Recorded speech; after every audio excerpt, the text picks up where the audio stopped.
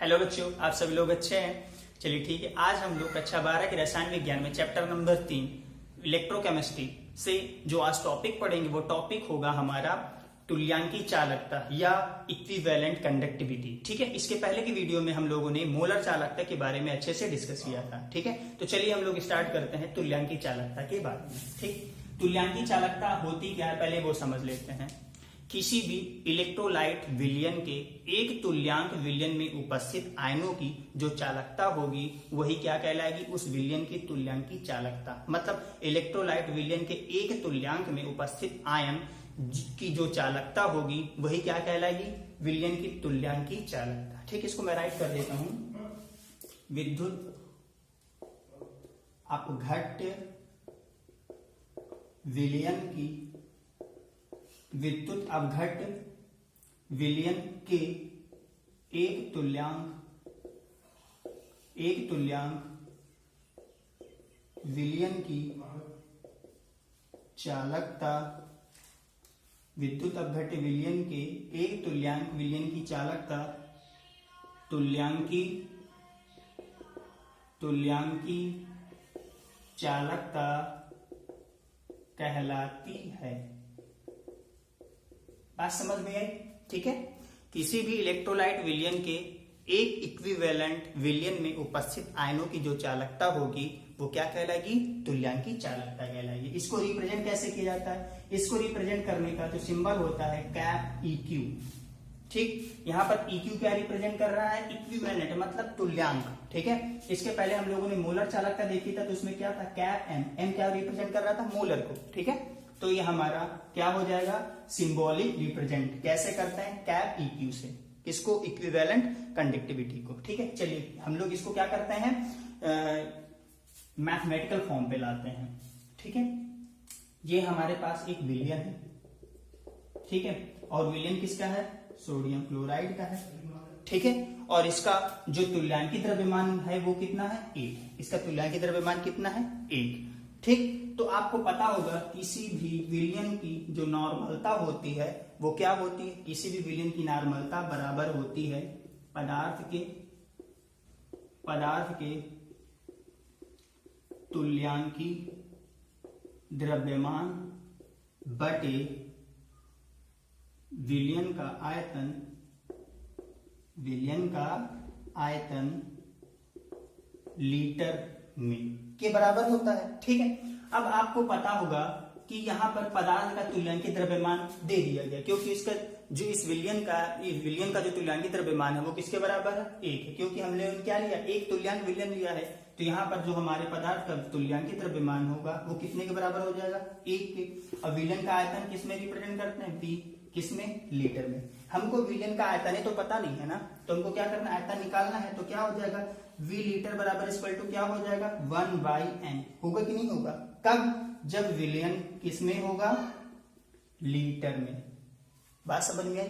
लेकिन यदि विलयन लीटर की जगह ml में होता, तो अगर ये ml में होता तो V ml बराबर अगर इसको करते तो क्या हो जाता, 1000/n होता कि नहीं होता, ये बताएं, होता कि नहीं। अगर हम इसको ml में निकालते तो क्या होता, 1000/n होता कि नहीं होता। ठीक है, चलिए अब हम लोग क्या करते हैं, आपको पिछले कुछ बात को याद कराते हैं। क्या पिछली कुछ बात याद करते हैं, देखिए आपको पता होगा कि किसी भी विलयन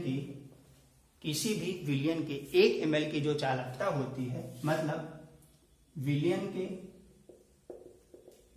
के 1 ml की जो चालकता होती है वो किसके बराबर होती है, कप्पा के बराबर होती है कि नहीं होती, के बराबर होती है कि नहीं।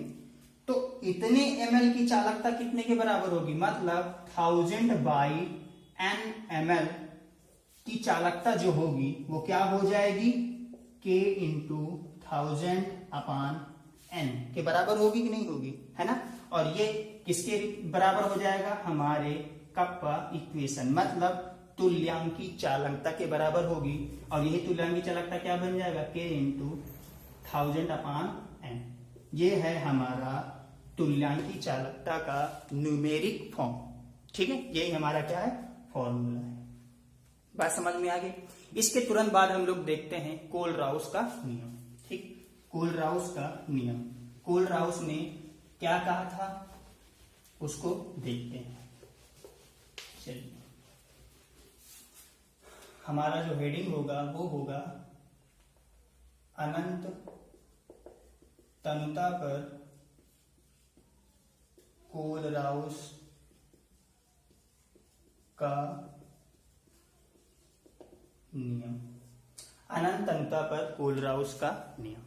कोलराउस एक वैज्ञानिक थे, उन्होंने बताया था कि अनंत तनुता पर किसी भी विलयन की मोलर चालकता हो या तुल्यांकी चालकता हो, वह निर्भर करती है अनंत तनुता पर उपस्थित आयनों की चालकता के योग के बराबर होती है। मतलब किसी भी विलयन की अनंत तनुता पर जो मोलर चालकता या तुल्यांकी चालकता होगी, वह अनंत तनुता पर उपस्थित आयनों के योग चालकताओं के योग के बराबर होगी।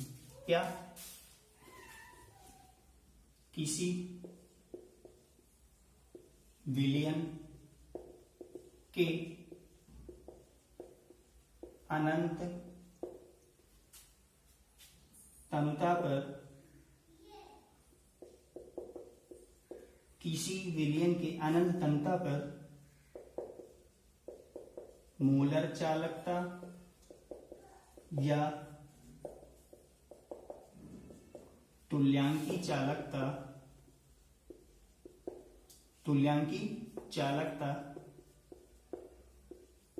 अनंत तनुता पर उपस्थित आयनों की चालकताओं के योग के बराबर होती हैं। बात समझ गई?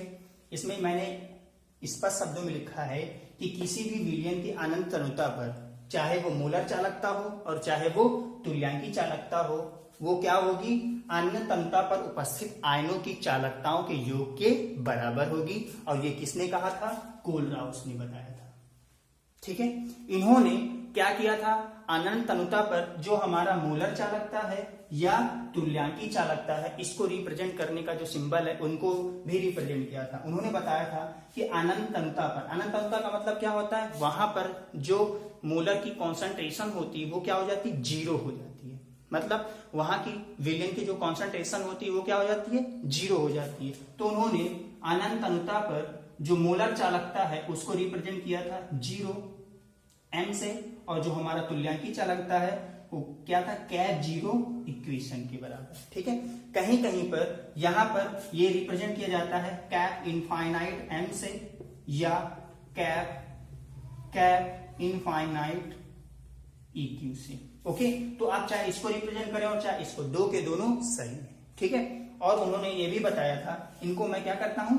न्यूमेरिक फॉर्म पे राइट कर देता हूं। मतलब अनंत तनुता पर किसी भी विलयन की जो मोलर चालकता होगी वो क्या होगी? लेम्डा धन आयन, इनफाइनाइट धन ion plus lambda infinite cation के बराबर होगी। ठीक है, या अगर मैं इक्विवेलेंट की बात करूं तो वो हो जाएगी लैम्डा इनफाइनाइट धन आयन प्लस लैम्डा इनफाइनाइट ऋण आयन की। ओके, अब अगर बात आती है यहां पर आयनों की संख्या की, ठीक है, तो जो आयनों की संख्या होगी वो क्या होगी? चाहे आप उसको n से रिप्रेजेंट करें और चाहे v से रिप्रेजेंट करें। ठीक है, तो जब मोलर कंडक्टिविटी की बात करेंगे तो यहाँ पर v क्या होगा? डायरेक्ट मल्टीप्लाई में आ जाएगा। ठीक है, और जब इक्विवेलेंट की बात आएगी तो क्या होगा? 1 अपान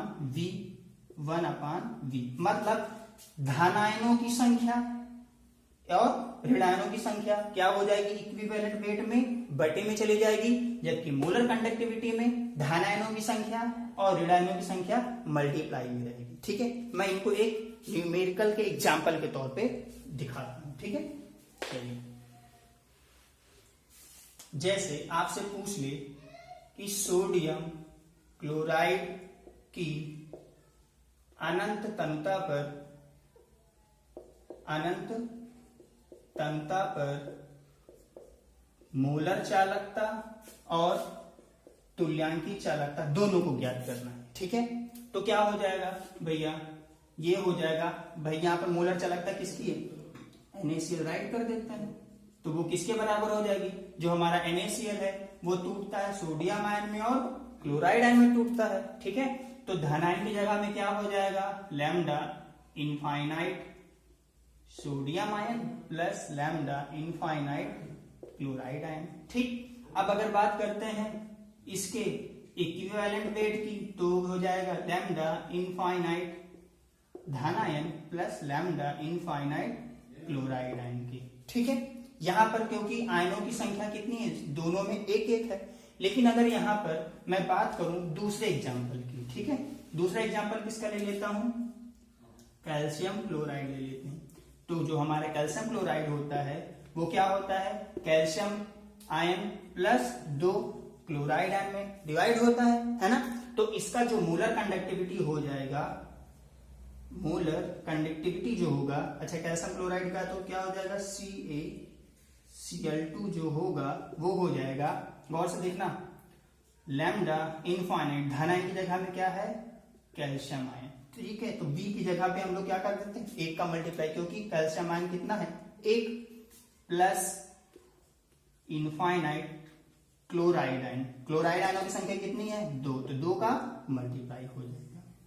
ठीक, अब अगर हम इक्विवेलेंट वेट की बात करते हैं, कैफ नॉट इक्विवेलेंट, सॉरी किसका निकालना है, कैल्शियम क्लोराइड का।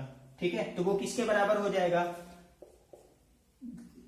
इनफाइनाइट धन आयन की जगह में क्या है, कैल्शियम आयन, और यहाँ पे क्या आ जाए 1/1, क्यों, क्योंकि यहाँ पर आयनों की संख्या कितनी दी हुई है 1 प्लस इनफाइनाइट क्लोराइड आयन, अब यहाँ पर 1/2, क्यों, क्योंकि यहाँ पर क्लोराइड आयन की संख्या कितनी दी हुई है 2। ध्यान देना, जब अनंत अनंतता पर मोलर कंडक्टिविटी पूछा जाएगा तो वहां पर आयनों की संख्या का मल्टीप्लाई होगा, लेकिन यदि इक्विवेलेंट वेट पूछता है अनंत अनंतता पर, तो वहां पर आयनों की संख्या को क्या करना है, डिवाइड कर देना है, बस और कुछ नहीं। ठीक है, इसी से हम लोग न्यूमेरिकल को सॉल्व करेंगे। तो आप लोग एक काम करें, सारे बच्चे न्यूमेरिकल्स को सॉल्व करना स्टार्ट करते हैं, यदि कोई प्रॉब्लम आ रही है तो वो मुझसे डिस्कस करें। ठीक है, चलिए बेटा, मिलते हैं आपसे नेक्स्ट वीडियो में नेक्स्ट टॉपिक के साथ, तब तक के लिए बाय बाय।